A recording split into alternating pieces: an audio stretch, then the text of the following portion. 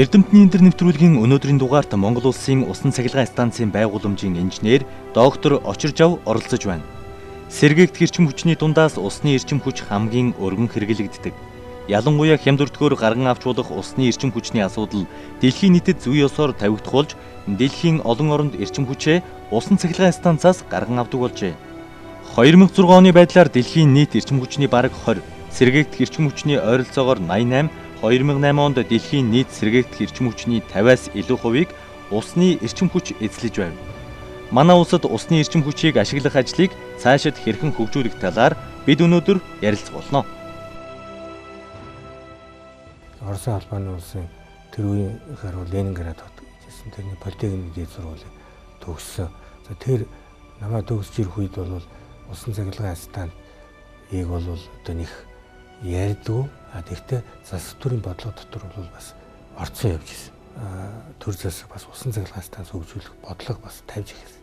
Ийм учраас бол би энэ чиглэлээр судалгааны ажил явж яамнасаа шууд одоо төш эрчим хүчний эрдэмтний зураг төслийн институт орж ажилласан л да. За ингээд тэрнээс хойш бол би эгийн голын усан цахилгаан станцын төсөл, шөрөнгийн усан цахилгаан станцын төсөл. За тэгэл таашрын усан цахилгаан станцыг барьж байгуулахад бүр биечлэн оролцож. За дөрөвний усан цахилгаан станцын төслийн бас судалгааны ажилд ингэж оролцож явсан. Тэгээд түрүүчийн жижиг богдын голын усан цахилгаан станцын зураг төслийг одоо хийхэд би өрмөний мэргэжимтэй бас хамтарч бас оролцож ажиллаж байсан. Ер нь бол одоо Монгол улсад явж байгаа усан цахилгаан станцтай холбоотой төслийн ажилд бол ямар нэгэн хэмжээгээр бол оролцож ирсэн л дээ.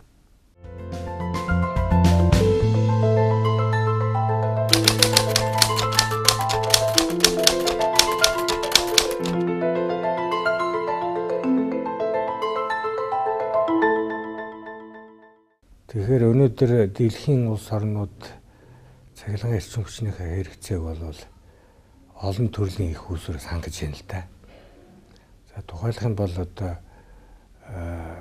хүрэн нүүрс, чулуун нүүрс, шатдаг занар, нефтийн төрлийн шингэн төлш.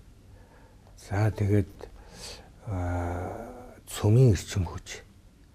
За тэгээд нар салхи, усны эрчим хүч гэсэн энэ олон төрлөөс. За байгалийн хийг мөн ашиглаж байгаа. Байгалийн хийгээр ашигладаг цахилгаан станц. Тэгэхээр эдгээр олон төрлийн их усрууд хэрвээ эрчим хүчний хөгжлийн түүхийг сөхөд харах юм бол тусдаа өөрийн онцлогтой хөгж ирсэн байдаг. Тэгэхээр 20 дугаар зууны эхний хагас хүртэлхийг бол ерөөсөө нүүрсний зуун гэж нэрлэдэг. Яагаад гэвэл тэр үед бол ерөөсөө нүүрс түлээл тэгээд уур гаргаа тэрүүгээрээ одоо даралт дуураар төрбийн эргүүлдэ тэгээд цахилгаан гаргадаг. Энийг бол нүүрсний зуун гэж 20 дугаар зууны эхний хагас. За 20 дугаар зууны эхний хагасаас одоо хүчтэй төрж орж ирсэн эрчим хүчний хөөсөр бол нефтийн гаралтай шингэн төлш ордог. За дээр нь цөмийн эрчим хүч. Ийг бол хөгжилтөө одоо томоохон орнууд Америк, Герман, Япон гэх мэтлэнгийн орнууд бол цөмийн эрчим хүчийг ингэж хөгжүүлж ирсэн. За 3 дугаар шат буюу одоо энэ 21 дугаар зуун гарснаар сэргээгдэх эрчим хүчийн их усүр энэ талаар одоо энийг хөгжүүлэх талаар дэлхийн улс орнуудын бодлого чиглэж байна л да.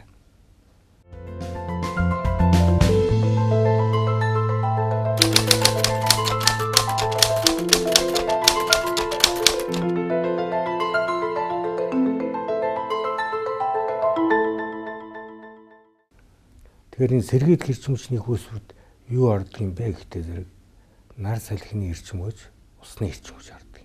2013 оны 11-р сард Варшава хот болсон нэгдсэн үндэсний байгууллагаас зохион байгуулсан олон улсын энэ дэлхийн дулаалтай холбогдсон цагаагаарын өөрчлөлтөд холбогдсон юм том конференц. За энэ дээр бол энэ эрчим хүч их үүсвэр ерөөсөө энэ дэлхийн дулаарлын асуудалд бол эрчим хүчний их үүсвэрүүд их нөлөөлж байна гэдэг талаар яриад тэгээд гол одоо энэ 21-р зуунд барих чиглэл бол сэргээгт эрчим хүч гэдгийг бол цохон тэмдэглэсэн байна. Ингээд 2000 одоо 50 оны үед нийт сэргээгт эрчим хүчээс 35-аас 50% нь одоо хангах ийм одоо урайлга дэвшүүлсэн. Тэгэхээр энэ сэргээгт эрчим хүчний 90% нь ерөөс усан цахилгаан станц. Усны эрчим хүч байдаг.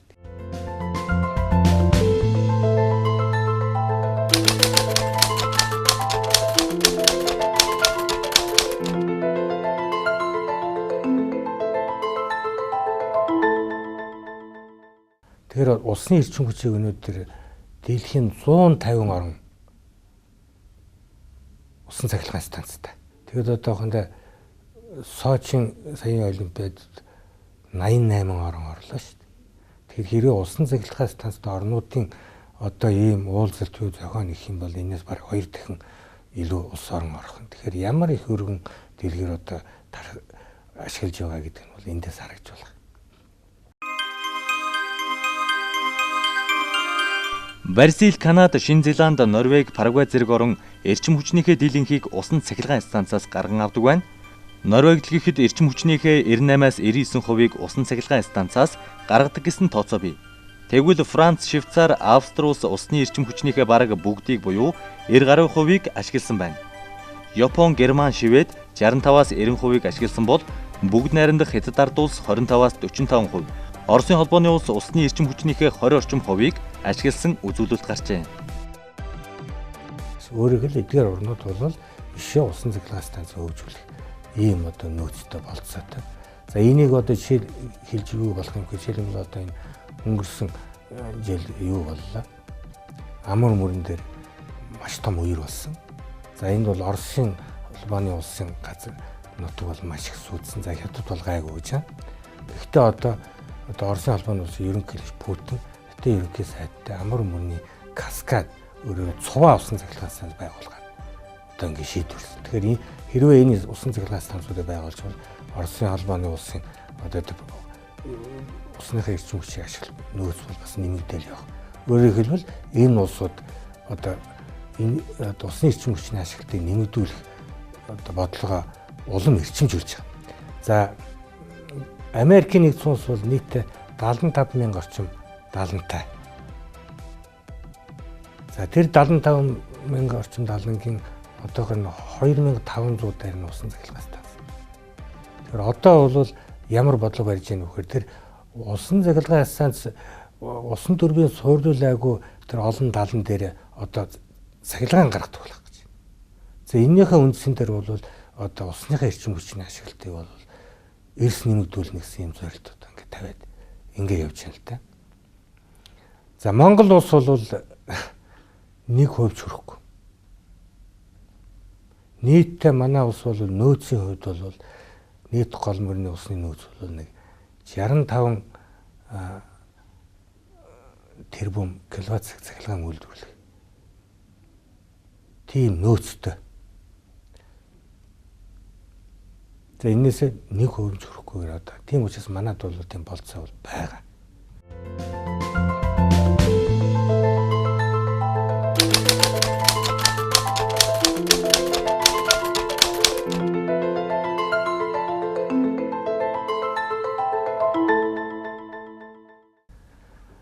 Ер нь гэхдээ усны эрчим хүчийг ашиглана гэдэг нь зүгээр тийм мод биш.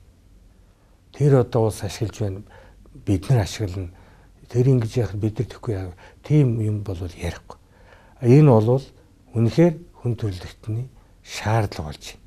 За яагаад шаардлага болж байгаа юм гэхээр энэ дэлхийн дулаарлын одоо гол их үүсвэр болсон энэ нүүрс хүчлийн хийг агаар цацдаг одоо станцууд давмгаас ийм байдлаар явах юм бол дэлхийн дулаарл сүүрэл төрөхээр зарим хүний ярьж байгаагаар ийм байдал төргөн гэж ингэж. Тэгэхээр олон улсын эрдэмтэд бол энэний эсрэг ганц барих их үүсвэр бол сэргээгт гэж байна. Нэгдүгээр. За хоёрдугаарт бол яагаад усан цахилгаан станц ашиглах ёстой юм бэ гэхдээ зэрэг энэ усан цахилгаан станц бол одоо нөхөн шахагддаг эрчим хүчний их усрыг бол оролдог шахагдшгүй их уср. Тэгэхээр бид нар хэрвээ өнөөдөр гайгүй байна гэж нүүрсээ түлээл нефтийн шингэн төлшиг газрын дороос одоо өрөмдөж аваад ингээл ашиглал байхад бидний үр хүүхэд хойч ирээдүй бол хизээ нэгэн цаг байдал тийм амаргүй байдалд орж болчих. Тийм учраас энэ усны эрчим хүчийн сэргээгдэх эрчим хүчийг хөгжүүлчих юм бол энэ чинь бол нөхөн шахагддаггүй учраас жил болго ингээд одоо жишээлбэл усан цахилгаан станц гэхэд тэнгэрээс орсон бороо ус болж голоор урсан. За тэр голоор урсан усыг эргээл ашиглана далан байгуулад. Тэр далангаас болон одоо газрын хөрснөөс сун одоо ууршсан уурс дахиад үйл болоод ингээд ийм одоо тасралтгүй одоо ийм юу гэж байгаа. Одоо цикл үүсэж байгаа. Тэгээ энэ утгаараа бол ийм хоёр чухал ач холбогдолтой байгаа учраас хүн төрөлхтний ирээдүйн одоо юу бол эрчим хүчний хөөсрүүлэн сэргээгдэх эрчим хүч яа гэж одоо дэлхийн бүх эрдэмтэд баг энэ л одоо чиглэж байна. 1950-ад оноос дэлхийн эрчим хүч үйлдвэрлэлд цөмийн эрчим хүч ноёрхуулсан гэхэд хэлцдэхгүй. Улс орнууд бүгд атомын цахилгаан станцыг байгуулж байсан ч 2011 онд Япон улсад болсон газар хөдлөлт атомын цахилгаан станц эрчим хүч үйлдвэрлэх төгс шийдэл мөн үү гэдгийг эргэн нэг бодож үзэхэд хүргэсэн юм. Фукушимагийн атомын цахилгаан станц дэлбэрч цөмийн реакторын хор уршиг тархсны дараачаас дэлхийн эрдэмтэд сэргээгдэх эрчим хүчний их үүсгэр бол дэлхийн цахилгаан эрчим хүчний үйлдвэрлэлийн гол чиглэл гэж үзэх болсон байна.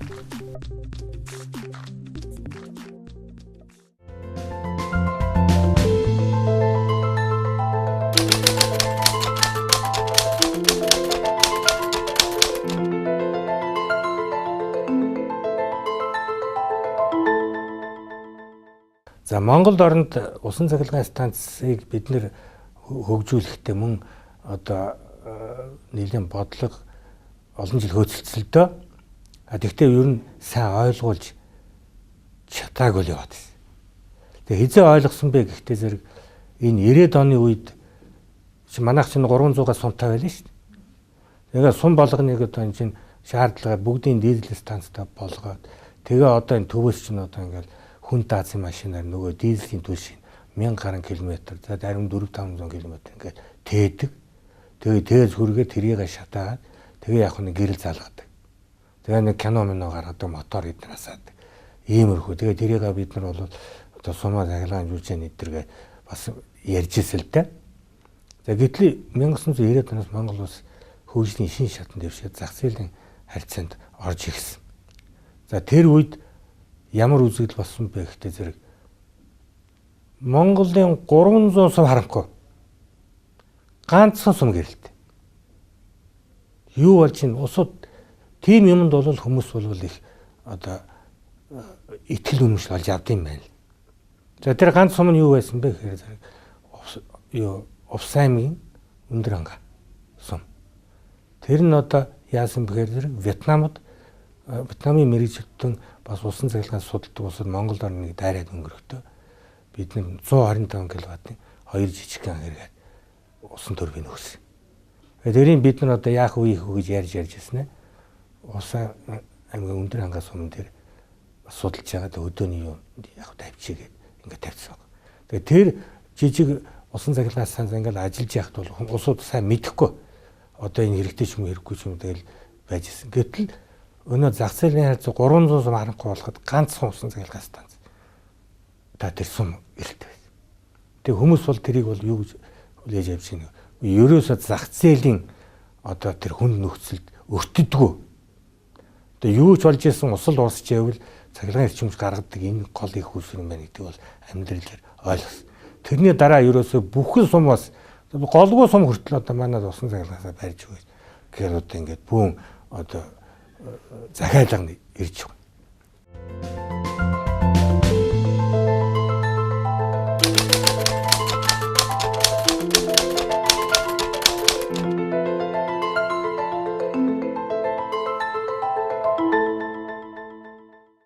За манай улсад бол одоо 11 усан цахилгаан станц байна.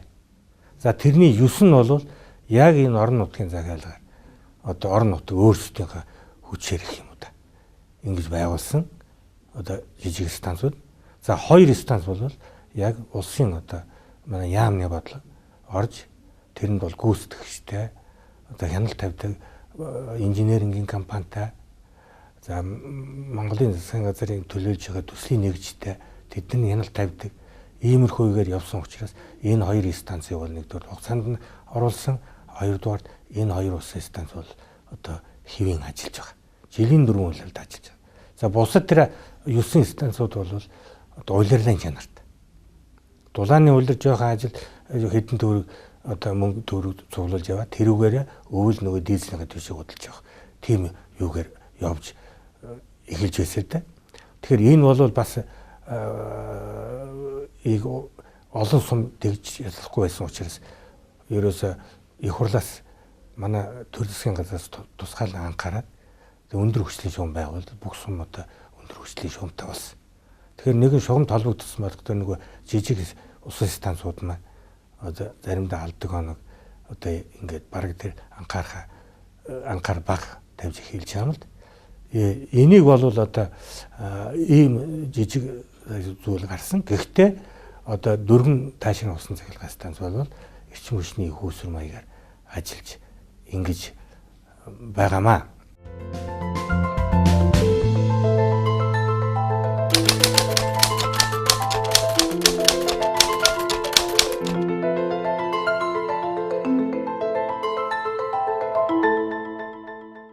Дулааны цахилгаан станцын одоо хүндрэлтэй тал нь юу байна вэ гэхдээ зэрэг тэр турбин 100 турбин генератор бол өөрийн тохируулдаг одоо хязгаартай.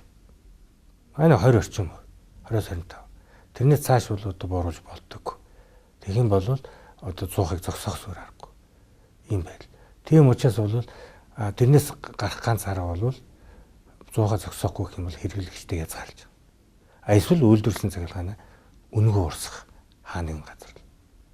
Тэгэхээр энэ утгаараа аваад үзэх юм бол бид нар бол үнэхээр өрлөгөн одоо ийм одоо эрчим хүчний системтэй явж ирсэн байна. Тийм учраас усан цахилгаан станцын хамгийн том давуу тал бол автомат тохиргоо. Цахилгаан хэрэглээ үүсч эхлэхэд тусгайлан суйрлуулсан автомат тохируулагч усыг турбинд ороход усны их багын хэмжээг автоматар тохируулж байдаг. Товчоор хэлбэл ачаалал ихсэх үед турбинд оруулж байгаа усыг ихсгэж, ачаалал буурах үед усыг багасгаж байдаг байна. Энэ утгаараа усан цахилгаан станц нь яахын аргагүй орчин үеийн технологид тооцогдох болжээ. Усан цахилгаан станц барагтаа бол тэр тоног төхөөрөмжөөс бус одоо тэр барилгын далан эднэр бол тэгж нэг юм дүртүүд байхгүй л дээ.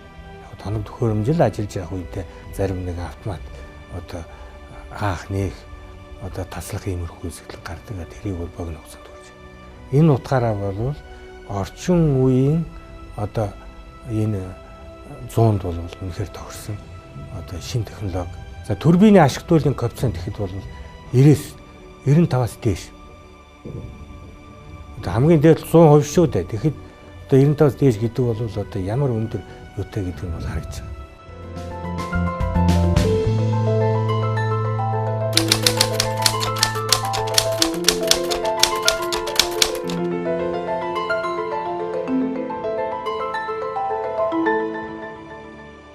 Тэр усан цахилгаан станцын ерөөсөө хүч чадлыг сонгодог аргачлал байна. Дэлхийн нийт. Тэр бол яаж сонгож авдаг юм? Тухайн эрчим хүчний системийн хамгийн хүнд үед хамгийн их чадал гарах ардыг сонгож авсан байна. Өөрөөр хэлбэл манайд бол хамгийн хүнд үед өвлийн ачаас. Тэр үед л одоо усан цахилгаан станцаар оргил ачаалыг хамгийн их чадалтай оролцох байдлаар сонгож авсан. За тэгэхийн тулд усан сан байгуулах хэрэгтэй. Өөрөөр хэлбэл усаа нөөцлөөд одоо цэлэлдсэн сайхан нуурыг дүүртсэн ингээл байж хад 11 сараас одоо ашиглал ихэхэд бол өвлийн их ачаал 12-1 сарын үед бол тэр оргил ачаалыг бол бүрэн хэмжээгээр оролцоол ингээ. Харин зуны улиралд бол яг гэхээр одоо бас усаа нөөцлөх нэгдүгээр, хоёрдугаар нөгөө их ачаал чинь буурчин. Зун болчихтой зэрэг одоо тэгж нэх хүнд байдалд ордгүй ч одоо зуны үед бол одоо гэрэл 10 цаг гэхэд гэрэл хасдаг одоо тий одоо ийм байж их чинь бол одоо тэр эрчим хүчин тавих шаардлага гайгүй болчихдог шүү. Тэгэхээр тэр үед бол бид нар одоо үерийнхаа тэр үед бороо орно одоо үерийн ус болон тэр үерийн усаа одоо нөөцлж аваад нөгөө өвлийнхээ хачаалын үед бэлтгээд ингэ сууж байна. Ийм л горимт. Тэр утгаараа жилийн дөрвөн улиралд ажилдаг одоо их өсвөрмөн.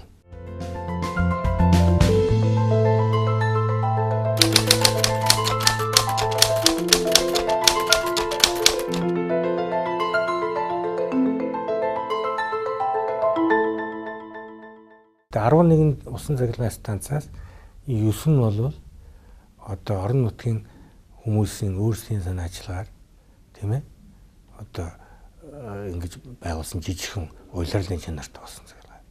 За дөргөн таашин усан цахилгаан станцыг бол одоо улсаас зориуд одоо зураг төслийн гадны байгууллагаар хийлгээд одоо хамгийн туршлагатай жишээлх юм бол одоо Австрали, Канада гэх мэтлэнгийн орнууд. Одоо бид нар чинь ихний үед бол одоо бас гадны туршлагыг харахгүй болохгүй шүү дээ. Одоо тийм одоо хамгийн шилдэг технологитой улсуудын юугаар зураг туслан хийгээд ингэ байрч байна. За дөргөний усан цахилгаан станц бол жилд 38 сая киловатт цахилгаан үйлдвэрлэдэг. Төсөө ирч. За 2013 онд 41 сая киловатт цахилгаан үйлдвэрлэлээ. За энэ бол төсөө хүч чадлаа давтсан гэсэн. За таашрын усан цахилгаан станц бол 37 сая киловатт цахилгаан үйлдвэрлэх. Хүч чадалтай 18 сая киловатт цахилгаан үйлдвэрлэсэн.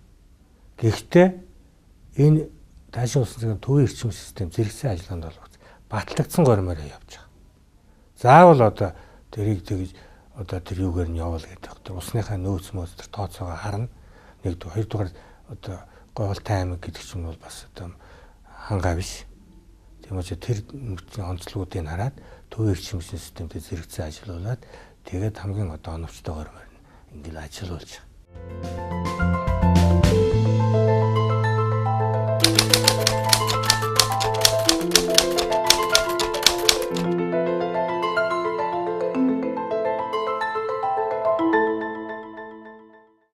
Усны цахилгаан станцын одоо барих хугацааны хувьд гэх юм бол за таашрын усан цахилгаан станцыг бол үндсэн барилга байгуулалт бид 3 жилийн дотор барьсан. За дөргөнийг мөн тийм одоо хугацаанд барьсан. Тэгээд нөгөө ямар нэгэн ийм цахилгаан станц ашиглалт оруулах чинь одоо бас тэгэл ашиглалтын бэлтгэл ажил эднэр гээд бас байна л да. Яг барилгын хугацаа бол одоо 3-4 жил бол одоо хангалттай гэдэг нь энэ хоёр станц харагдсан л да.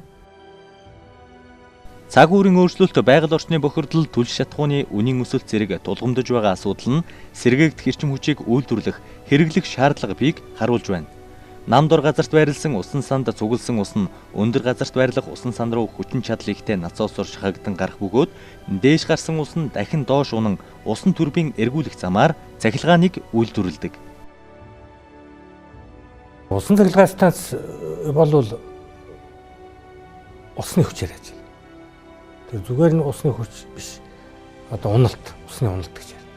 За тэр усны уналт гэдэг нь юу юм гэхээр усны дээдлийн төвшин тэр станцын ас гарч байгаа усны доотлын төвшин. Тэр хоёрын зөрүү тэр усны уналт байна. Тэр усны уналт их байх тусам усны төрөлт гэж ярьдаг. Тэр хэмжээ ихсэж байгаа. За тэгээд тэр төрөлт дээр нэмэх нь одоо усан турбин руу оруулж байгаа усны хэмжээ их байх юм бол чадал нь бол нэмэгдэл явж байна. За төрөлт багтаа ус ихтэй станцууд бол байдаг. Жишээлх юм бол одоо энэ Оросын ижил мөрөн дээрх 10-аас 20 метрийн одоо өндөртэй өрөөл их бага юутай. Тэнд бол ямар нэгэн одоо нуур байгуулааргүй. Яг бол ижил мөрөн бол өөрөө их устай учраас ингээд ажиллаж байна.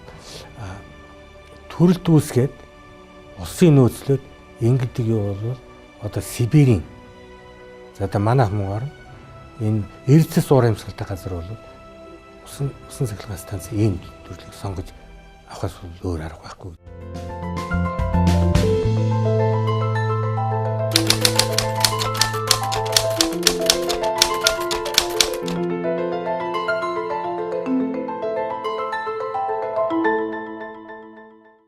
За манай улсын усны нөөц бол гол нөөц бол Сэлэн бүрний одоо сав газар.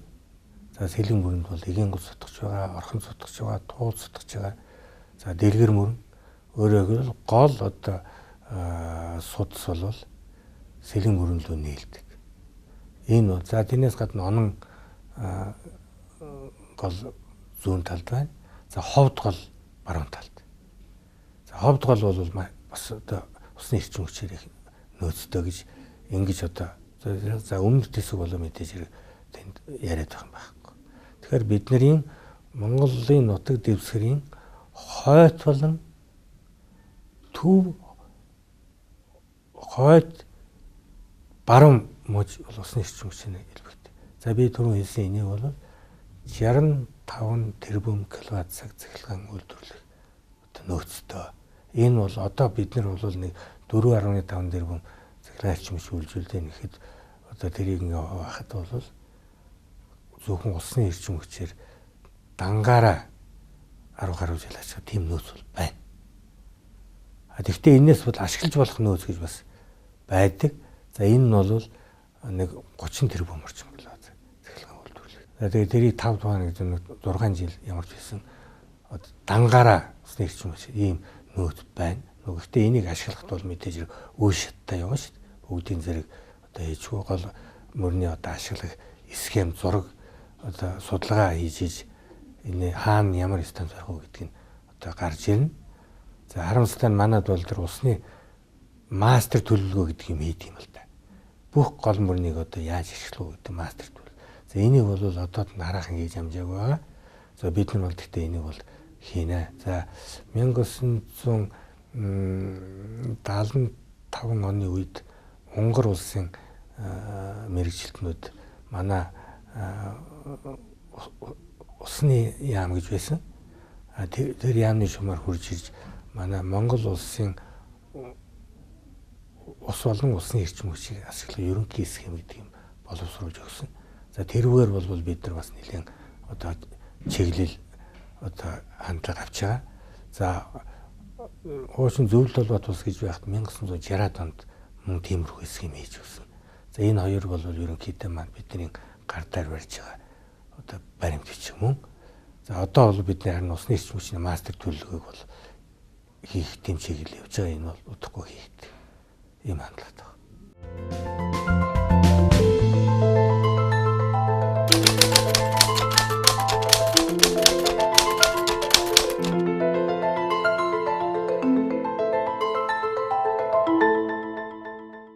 Тэгэхээр цөлжилт ялангуяа одоо далай тэнгисээс хаслагдсан манай Монгол орн шиг ийм газар бол энэ цөлжилтэн дээр онцгой анхаарах хэрэгтэй.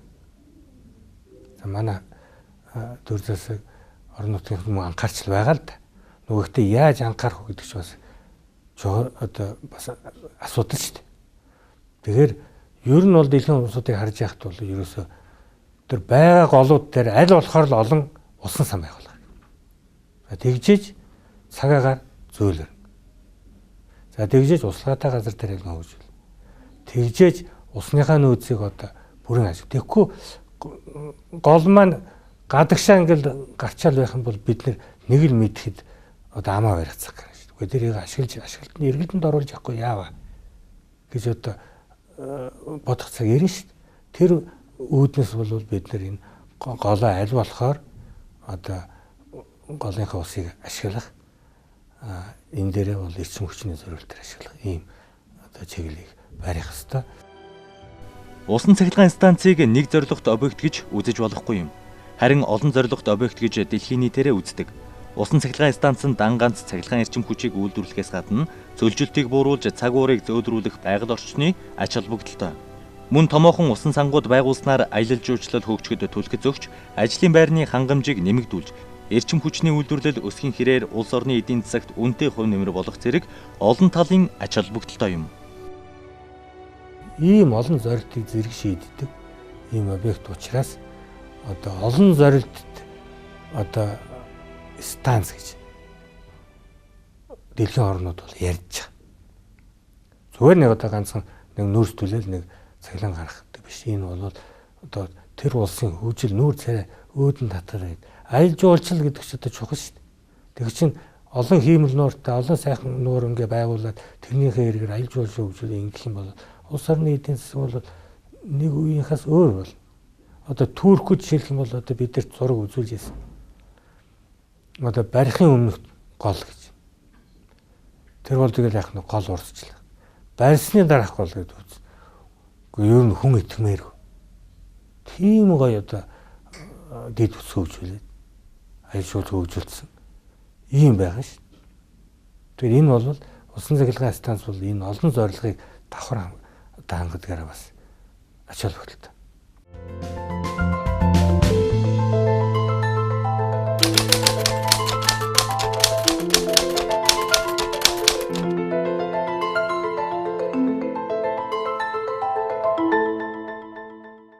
Дөргөн таашин усан цахилгаан станцын бид нар ашиглан төлөөлөж өгөхөд бол бас нэлээд тийм онцлог арга хэмжээ авсан юм а.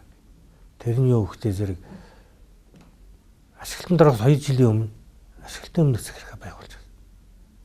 Тэгээ хүмүүс аваад манай чинь тэр яг усан цахилгаан станцанд ажиллах мэргэжилтнүүд байхгүй байна.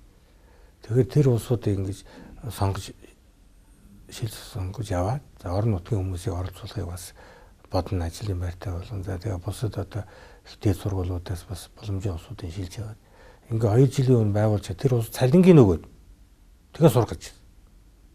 За ингэхдээ зэрэг бол хүмүүс бол тэрийн дуртай ингээс тэгээд одоо ижил төстэй станцууд дээр ажиллуулж сургаж ингэж л хүмүүсээ бэлдсэлтэй. Ер нь бол одоо томоохон чадвар усан цахилгаан станц байгуулахад бол тэр ашиглалтын өмнөх захиргаа эртхэн байгуулж ажиллах хүмүүсийн эртхэн одоо шилж сонгож яг одоо тэр хүмүүст ажиллаагүй байхад салдаа өгнө гэж юу байсан бэ гэж хүмүүс бол ярьдаг байсан те. Тэр тийм яриа биш.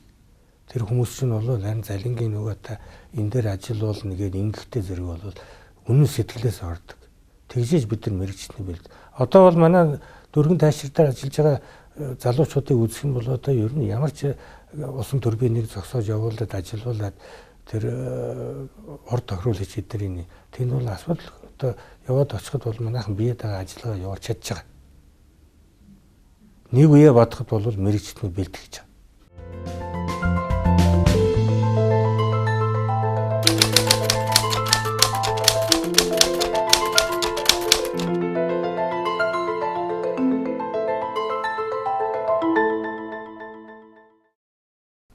За ингээд үзэхдээ зэрэг Монгол улсад бол ингээ усан цахилгаан станцын хөгжил ямар ч байсан гараагаа ингээд тавьчихсан гэж ингэж болно.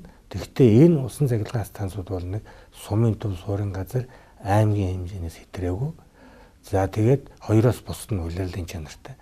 Ингээр эрчим хүчний найдвартай одоо их усүр гэж одоо үзэхэд бас одоо учир тутагтай юм байна.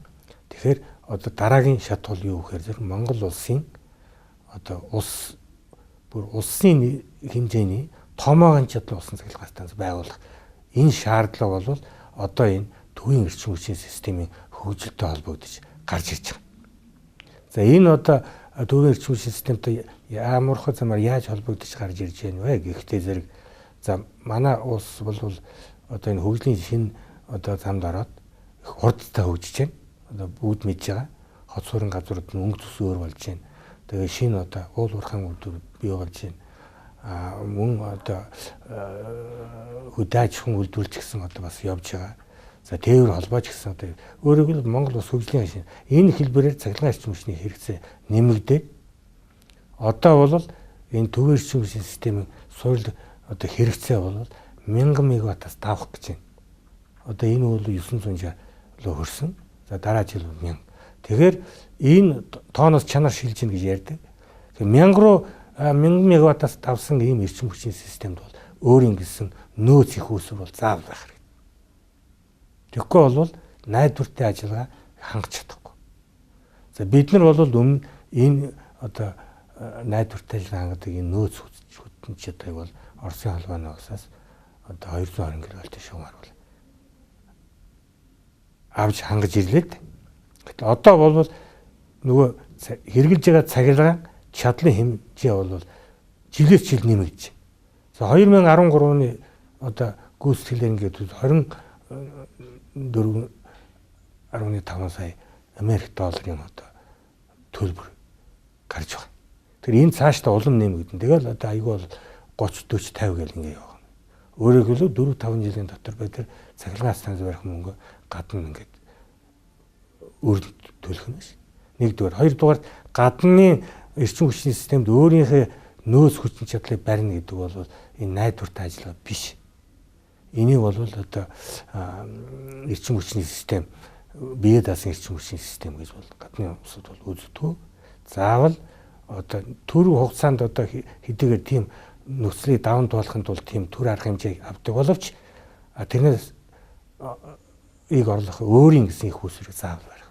За энэ утгаараа авч үзэх юм бол одоо манай төвийн эрчим хүчний систем том чадлын улсыг хамарсан том чадлын усан цахилгаан станц байгуулах ажил одоо хийгдэх ёстой.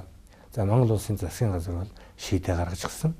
За энэ төслийн ажил бол одоо ингээд амжилттай өрнөж байна л та.